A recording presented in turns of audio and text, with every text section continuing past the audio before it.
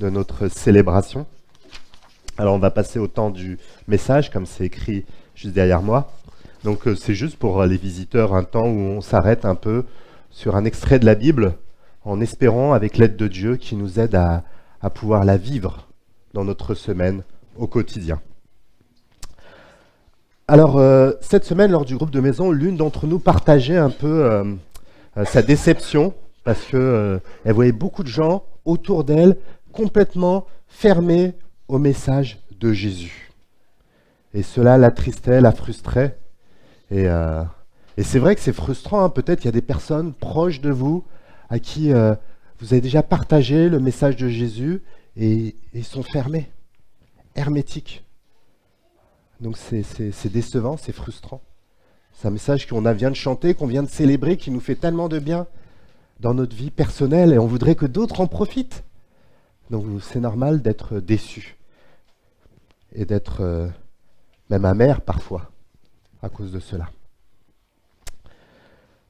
Ce matin, nous allons nous arrêter sur des paroles de Jésus où il nous dit d'avance, Jésus sait tout d'avance, il nous dit, il savait d'avance que tout le monde n'allait pas accepter son message. Il savait d'avance, Jésus le dit, c'était il y a plus de 2000 ans. Ce n'est pas une anomalie de notre modernité actuelle, ce n'est pas du tout une anomalie, c'était déjà d'avance écrit et dit par Jésus. Alors le discours de Jésus sur lequel nous allons nous arrêter ce matin se trouve dans l'évangile de Marc. Pour ceux qui ne savent pas, on parcourt cet évangile depuis plusieurs semaines et Dieu voulant, on s'arrêtera au chapitre 8 au mois d'avril et on verra la suite quand Dieu le voudra. Donc voilà, normalement, hein, c'est Dieu qui décide. Et on a vu dans l'évangile de Marc, Jésus qui faisait des choses grandioses. Vraiment, on l'a vu faire des choses grandioses, impressionnantes. C'est l'une des facettes, entre guillemets, de Jésus qu'on voit. Mais l'autre facette qui est répétée, c'est que Jésus enseignait. On nous dit Jésus enseignait avec autorité. Jésus enseignait comme personne. Mais pour l'instant, si on regarde l'évangile de Marc, on n'a pas vu vraiment le contenu détaillé de son enseignement. On n'a pas encore vu cela. Et aujourd'hui, enfin, on va voir l'enseignement, ce que Jésus a enseigné, en tout cas le premier enseignement que Marc, inspiré par Dieu, nous a rapporté. Et on va voir dans cet enseignement, Jésus va parler de son royaume, le royaume de Dieu. Alors peut-être cette expression, hein, ça peut vous sembler bizarre, étrange. Ils croient à ces choses-là, ces gens-là? Pour beaucoup d'entre nous, nos contemporains, si on dit le royaume de Dieu, ils vont regarder un peu bizarrement et on peut les comprendre. Hein. Il faut se mettre à leur place. Si on voit dans l'Évangile, dans le Nouveau Testament, le royaume de Dieu, c'est le monde renouvelé, sans aucune contestation de l'autorité de Dieu, sans aucune rébellion contre Dieu, un peu ce qu'on appelle le péché. Voilà, et Jésus est le roi de ce royaume. Jésus est le roi de ce royaume. Alors je ne sais pas quand on parle du royaume de Dieu. Réfléchissons intimement, personnellement, sans donner sa réponse comme ça à haute voix. Qu'est-ce que ça évoque en vous? Est-ce que c'est peut-être l'incrédulité, comme on a dit tout à l'heure? Ils sont fous de croire à ces choses-là. Et soyez les bienvenus, hein, si vous pensez ça, vraiment, soyez vraiment les bienvenus parmi nous. C'est sincère. Tout le monde est le bienvenu dans nos célébrations. Peut-être l'indifférence. Dire, bon, royaume de Dieu, tout ça, ouais. Mais moi, ce que je vis au quotidien, qu'est-ce que ça change? Peut-être l'indifférence. Ou peut-être l'enthousiasme. Peut-être certains, on parle de Jésus, le royaume de Dieu. Waouh, ça les motive à vivre. Ça les fait rêver déjà. Je ne sais pas. Alors, on ne va pas être aussi manichéen. On n'est pas forcément dans l'une des trois cases. Peut-être qu'on navigue entre deux. Je ne sais pas. Mais il y a 2 semaines, avec ceux qui étaient là, le pasteur James de l'ANI qui était là, il avait parlé de Jésus qui se choisit une famille. Jésus se choisit une famille. Et son peuple. Et on va voir Jésus qui va parler dans son discours à un moment en aparté avec ceux qui font partie de sa famille, de son peuple, qui ont été intégrés dans son royaume. Et il leur dira 2 choses, quelque part. Soyez en paix, vous membres du royaume de Dieu, vous qui avez intégré, qui avez ce privilège. Soyez en paix, parce que d'avance, je sais toutes choses, je sais d'avance que certains n'accepteront pas mon message. Et il ajoute aussi cela à la fin de son discours, le royaume de Dieu arrive. Et le royaume de Dieu est en place et rien ne pourra l'arrêter. Un jour, il sera éclatant. Un sujet de joie pour ceux qui sont dans sa famille et un point de non-retour malheureusement pour les autres. Le royaume de Dieu est en place. Alors, rentrons dans le vif du sujet. On a fini le chapitre 3 avec James la dernière fois. Donc, on commence en toute logique le chapitre 4. Donc, à partir du verset 1. Donc, on va s'arrêter jusqu'au verset 34 ce matin, avec le temps imparti. Ne vous inquiétez pas. Alors, on va juste lire les 9 premiers versets pour commencer. Donc, Marc au chapitre 4, versets 1 à 9 pour commencer. Jésus commença de nouveau à enseigner au bord du lac. Autour de lui, la foule s'assembla si nombreuse qu'il dut monter dans une barque. Il s'y assit. La barque était sur le lac et tous les gens tournaient vers le lac, se tenaient sur le rivage. Il leur enseignait beaucoup de choses sous forme de paraboles. Voici ce qu'il leur disait. Écoutez, un semeur sortit pour semer. Or, comme il répandait sa semence, des grains tombèrent au bord du chemin. Les oiseaux vinrent et les mangèrent. D'autres tombèrent sur un sol rocailleux et ne trouvaient qu'une mince couche de terre. Ils levèrent rapidement parce que la terre sur laquelle ils étaient tombés n'était pas profonde. Mais quand le soleil monta dans le ciel, les petits plants furent vite brûlés et, comme s'ils n'avaient pas pris racine, ils séchèrent. D'autres grains tombèrent parmi les ronces. Celles-ci grandirent et étouffèrent les jeunes pousses, si bien qu'elles ne produisirent pas de fruits. D'autres, enfin, tombèrent dans la bonne terre et donnèrent des épis qui poussèrent et se développèrent jusqu'à la maturité, produisant l'un 30 grains, un autre 60, un autre 100. Jésus ajouta, « Celui qui a des oreilles pour entendre, qu'il entende. » Voilà les paroles de Jésus-Christ. Alors, pour ceux qui viendraient pour la première fois, Jésus n'est pas en train de faire de la botanique, du jardinage ou des conseils. Donc, il donne ses explications juste quelques versets juste en dessous de notre extrait du jour. On viendra dessus après. Mais c'est un enseignement important. C'est une parabole, c'est-à-dire des paroles symbolisées, une métaphore, une image. Et Jésus donne les explications juste après. Celui qui a des oreilles pour entendre, qu'il entende. C'est un message important que Jésus nous dit. Au verset 13, il dit, « Si vous ne comprenez pas cette parabole, comment pourrez-vous comprendre les autres ?» Une parabole importante que l'on voit dans l'évangile de Matthieu, l'évangile de Luc, très importante. Et on va s'y attarder bientôt. Il annonce les secrets de son royaume, comme il dit au verset 11. Les secrets, pas dans le sens qu'on peut comprendre. Nous, quand on entend secret, on entend, il y a juste les gens très spirituels, initiés, qui peuvent saisir cela. Non, non, non. Les secrets dans le sens du Nouveau Testament, la partie de la Bible qui suit l'arrivée de Jésus, c'est quand Dieu décide de révéler enfin son message qui était encore caché ou moins direct avant la venue de Jésus. Et Jésus arrive. Et le message est clair. Et il est offert à tous les hommes.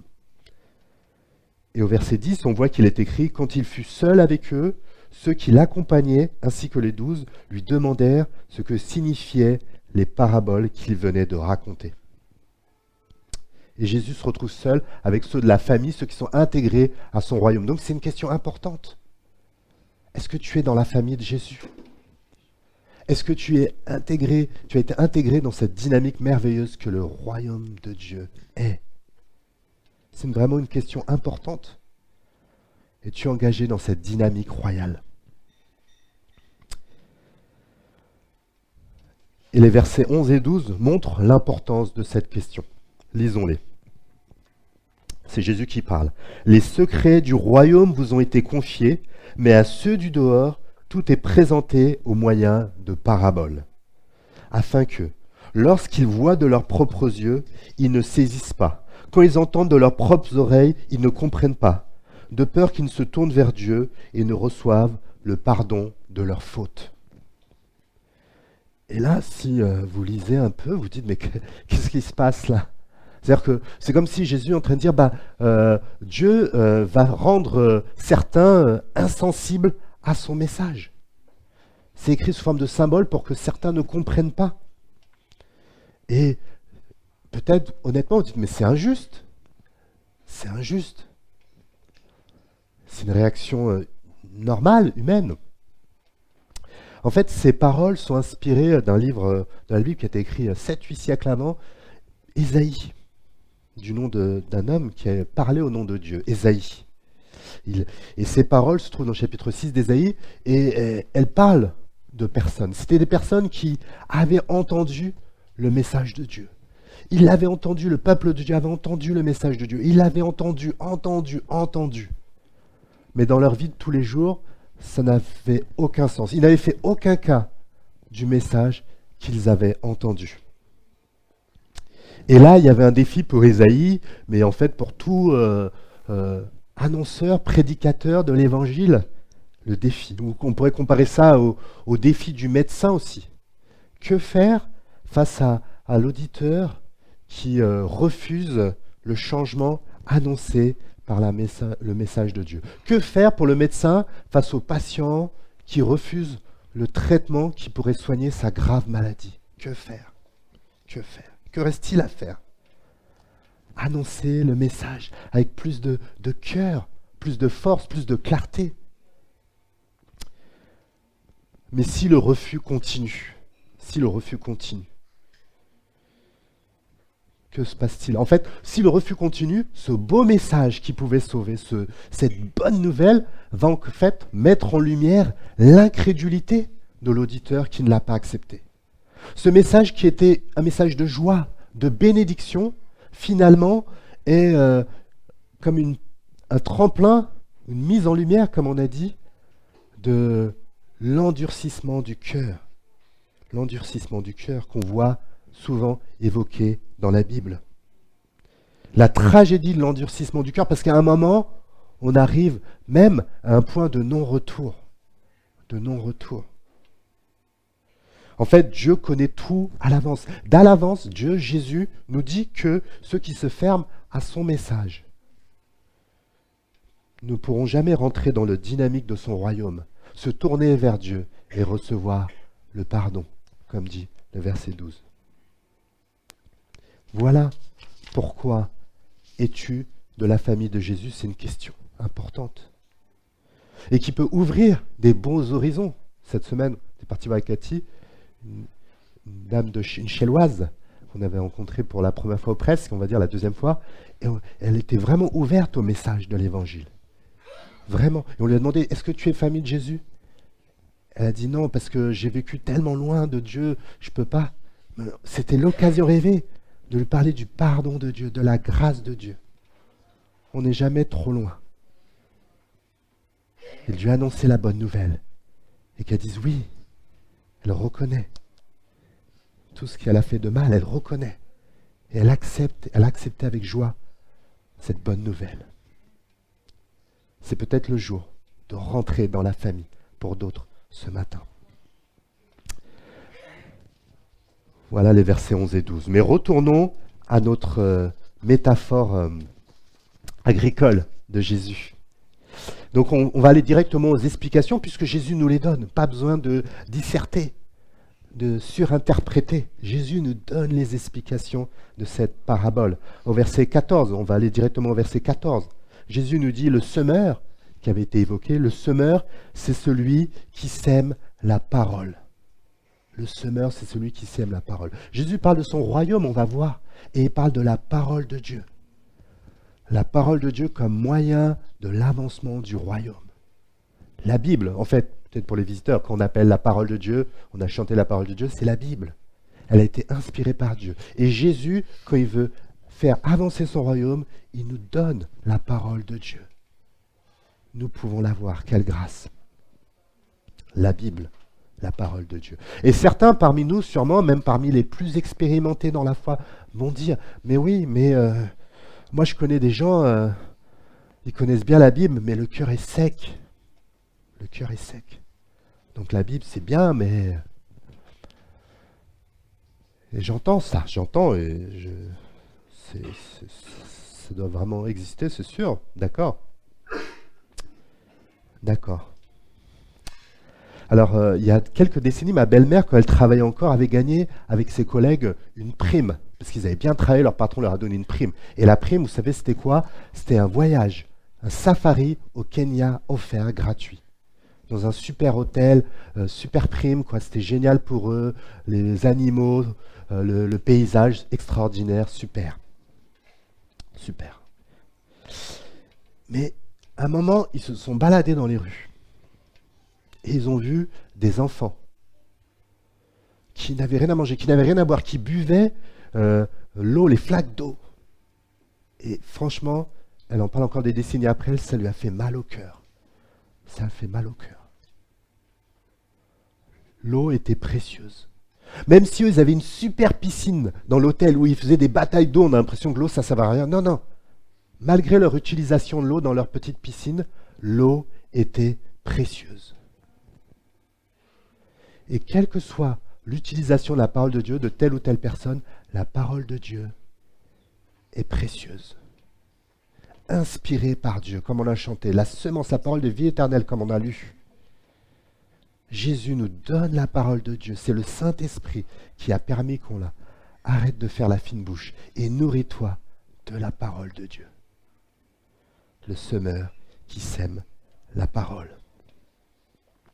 Et on passe à nos 4 sols qui sont un peu décrits. Peut-être vous n'avez pas fait attention, ceux qui lisent ce texte pour la première fois, il y a 4 sols. Donc le premier sol où en gros ça tombe sur le côté et les oiseaux qui viennent tout de suite manger cela. Jésus nous donne l'explication au verset 15. Certains hommes se trouvent au bord du chemin où la parole a été semée. À peine l'ont-ils entendu que Satan vient arracher la parole qui a été semée en eux. Jésus là parle de Satan, le diable. Et beaucoup ne croient pas au diable, peut-être même parmi nous certains, et comme on l'a dit, soyez les bienvenus, quelles que soient vos croyances, c'est sincère.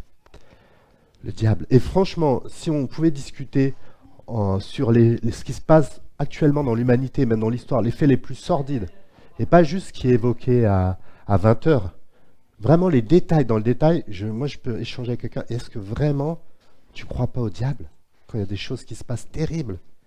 L'être humain est capable, nous sommes capables de cruauté, de gestes pas terribles, c'est vrai, mais franchement, des fois.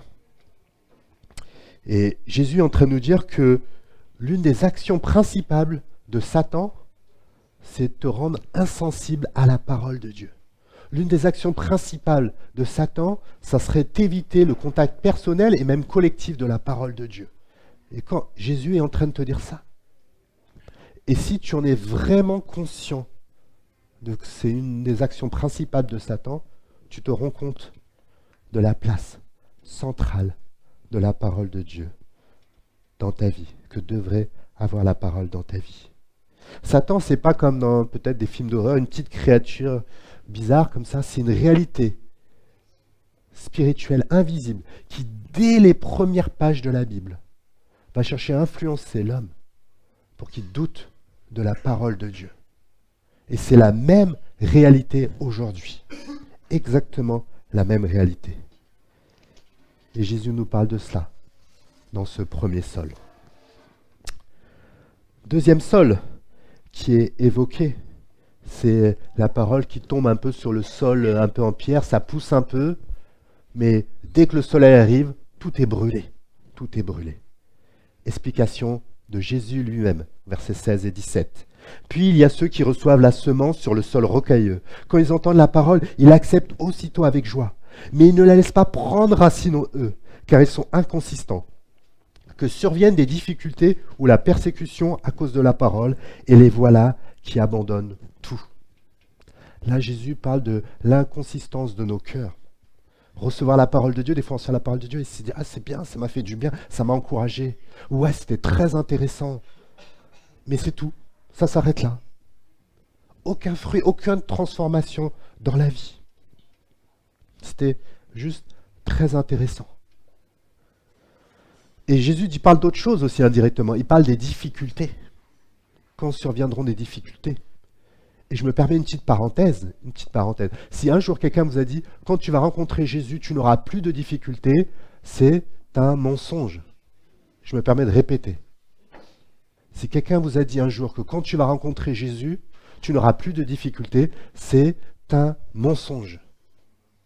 Jésus n'est absolument pas en train de dire ça. Il dit que des difficultés viendront. Et la parole de Dieu pour être là, pour nous soutenir, pour être comme nous donner des fondations, pour persévérer malgré les chamboulements que nous vivons, que certains vivent actuellement. Et que si vous n'en vivez pas actuellement, vous en vivrez. Des moments pas faciles, où on pourra s'encourager, justement, les uns les autres. Troisième sol, il parle des racines qui étouffent. Explication de Jésus lui-même, versets 18 et 19. D'autres reçoivent la semence parmi les ronces. Ce sont ceux qui écoutent la parole, mais en qui elle ne porte pas de fruit, parce qu'elle est étouffée. Par quoi ?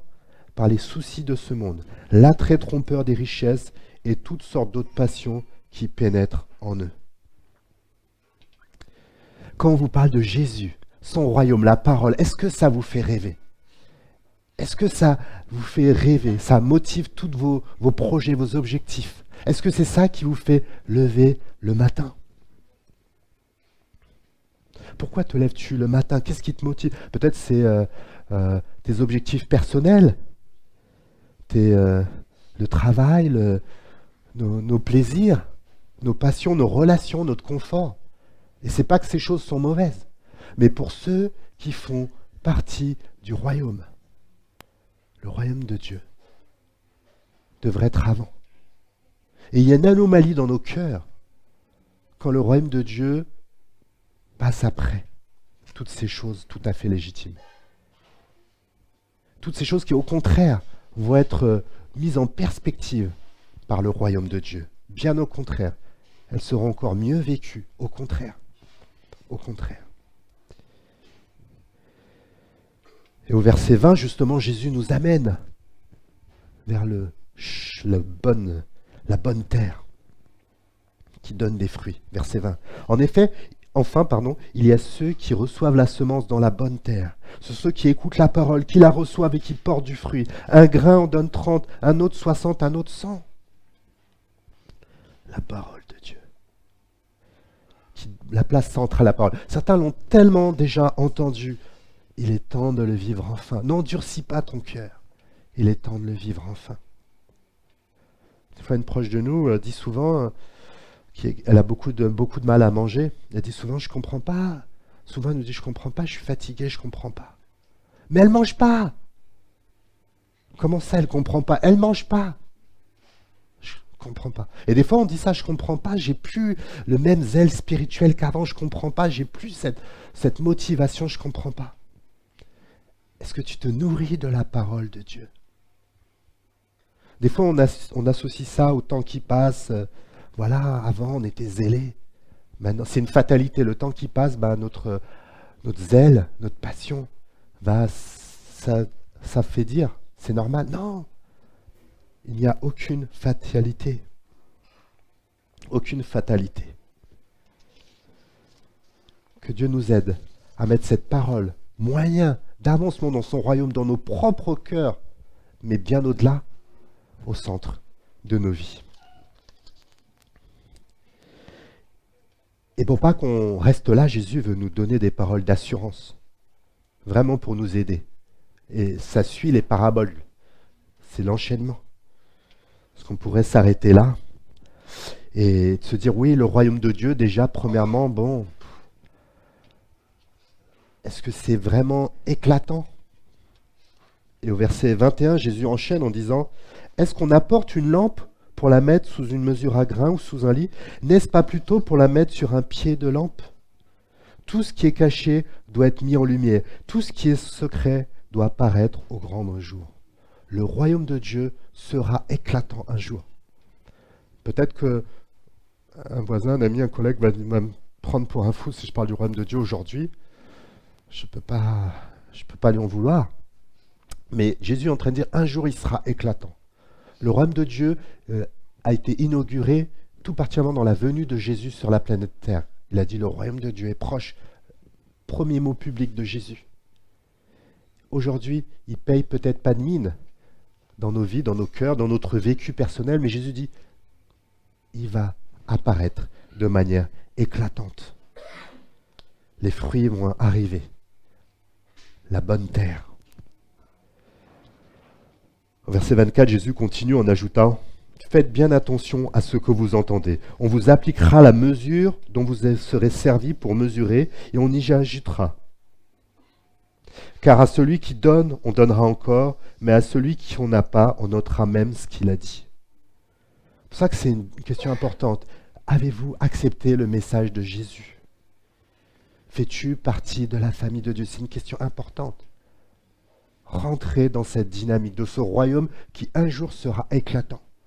C'est sûr. Et ce jour-là sera un moment de joie pour ceux qui font partie de ce royaume. Mais pour les autres,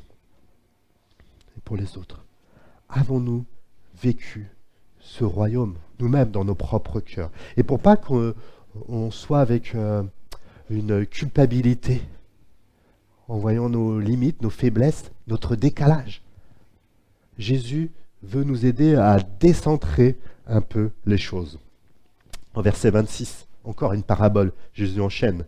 Il en est du royaume de Dieu comme d'un homme qui a répandu de la semence dans son champ.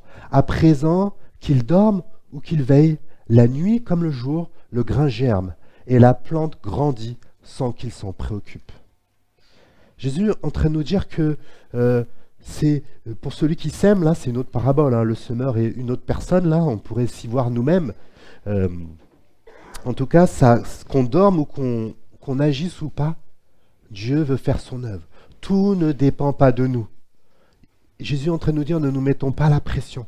Il faut que j'y arrive, tout dépend de notre force de caractère, de notre courage, de notre ouverture spirituelle plus grande que les autres qui sont encore fermés. Non.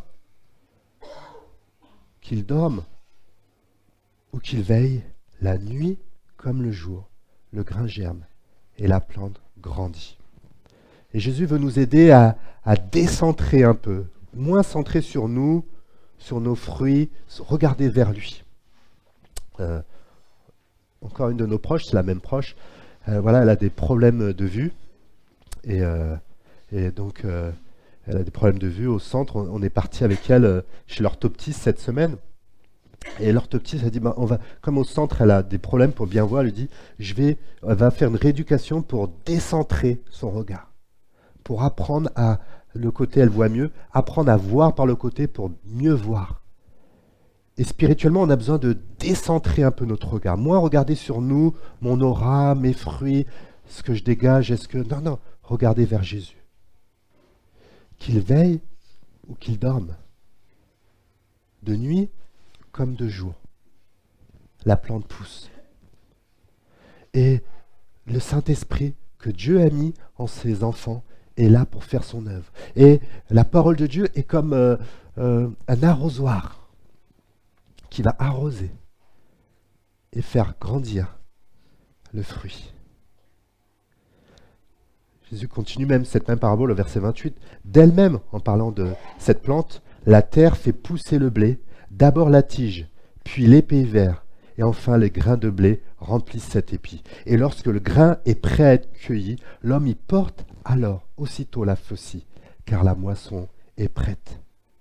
Dieu veut agir, le royaume de Dieu est en marche. On voit le réalisme biblique avec étape par étape.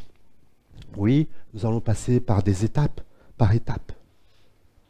Donc sans être un spécialiste de l'agriculture. Mais voilà la tige, l'épi et le grain. Et la moisson arrivera. Le royaume de Dieu est en marche pour des progrès étape par étape.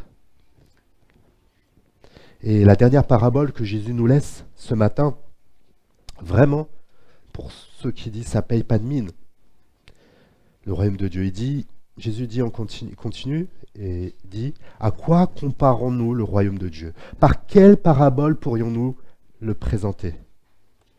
Il en est de lui comme d'une graine de moutarde. Lorsqu'on la sème dans la terre, c'est la plus petite des semences du monde. Mais une fois semée, elle pousse et devient plus grande que toutes les plantes du potager. Voilà la dernière image que Jésus nous laisse. Peut-être ce qu'on fait des fois ne paye pas de mine aux yeux humains, le regard humain, mais le royaume de Dieu est en marche. Peut-être si deux frères, deux sœurs vont lire la Bible comme ça, dans un coin, en présentiel ou par Zoom, ça ne paye pas de mine aux yeux humains. Mais s'ils persévèrent, par la grâce de Dieu, les fruits seront magnifiques. Et d'autres frères, d'autres sœurs vont dire « Ah ouais, tel frère, telle sœur, ouah, quelle évolution !» C'est l'œuvre de la parole de Dieu. Des frères, des épouses voient l'œuvre de la parole de Dieu. Ça ne paye pas de mine de personnes qui lisent la Bible ensemble dans un salon. Mais la parole de Dieu est un moyen d'avancement du royaume de Dieu qui transforme les choses. Jésus, sur la croix, ça ne payait pas de mine, si vous me permettez cette expression. Quelle mort humiliante! Lui qui disait être le roi, le royaume qui avance avec lui.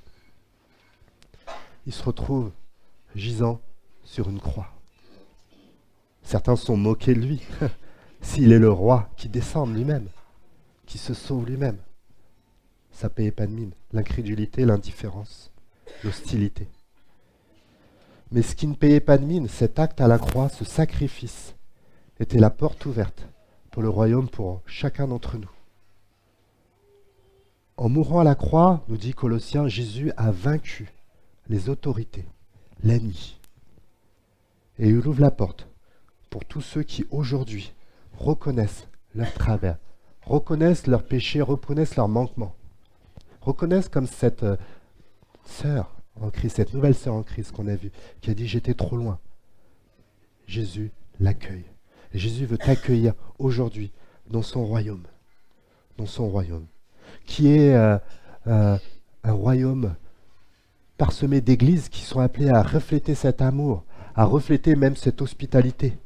Le royaume de Dieu est comme une plante, dit Jésus au verset 32, une plante qui grandit. Et il y monte des branches si grandes que les oiseaux du ciel peuvent se nicher à son ombre. Voilà l'image du royaume de Dieu.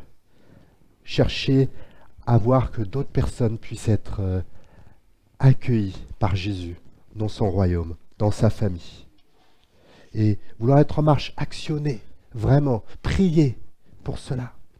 Pourquoi on veut un plus grand local? Ce n'est pas juste pour notre confort, notre bien-être, c'est pour que d'autres puissent être au bénéfice de cet évangile, de cette parole inspirée par Dieu, que nous chantons, que nous lisons, et qui veut conduire nos vies.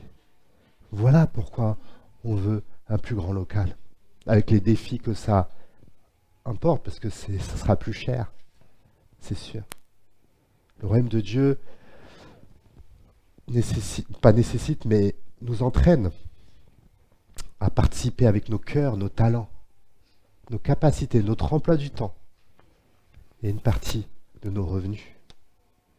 Le roi qui nous appelle est un roi aimant. Ce n'est pas un roi qui domine, qui veut nous maltraiter. Il a donné sa vie pour nous, alors qu'il n'avait pas besoin de nous. Le royaume de Dieu monte tout seul. Quel privilège d'être appelé à participer à cette belle aventure. Et je terminerai juste avec la première parole publique que Jésus a dit, biblique aussi, mais publique que Jésus a dit dans l'évangile de Marc, au chapitre 1, versets 14 et 15, où il dit « Le temps est accompli, le règne de Dieu est proche, changez et croyez à la bonne nouvelle. » Et on veut tout particulièrement, à travers ce verset, penser à ceux parmi nous qui ont peut-être entendu le message maintes et maintes fois, et qui disent « Un jour je m'engagerai pour Dieu, plus tard, je ne sais pas quelle raison. » C'est un message de vie, que celui qui a des oreilles entende, nous dit Jésus. N'endurcis pas ton cœur. N'endurcis pas ton cœur. C'est vraiment quelque chose qu'on voit tout au long de la Bible. N'endurcis pas ton cœur. Je lis l'Exode là, je vois Pharaon qui endurcit, n'endurcis pas ton cœur. Vraiment. Et pour ceux qui, la majorité d'entre nous, considèrent déjà comme faisant partie du royaume, cette parole de Paul, pour finir, je ne peux que remercier Dieu.